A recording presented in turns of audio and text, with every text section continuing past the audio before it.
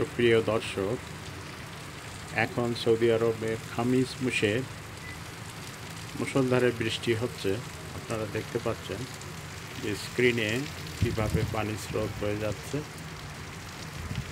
এটা দেখলে মনে হবে যে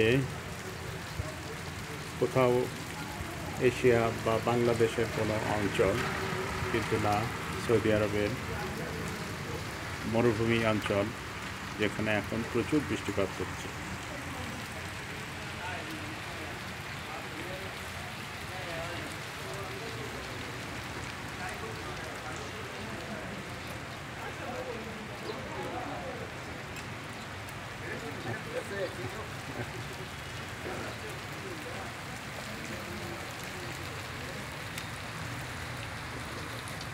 আকাশ মেঘাচ্ছন্ন, আকাশ প্রচুর বৃষ্টির সম্ভাবনা।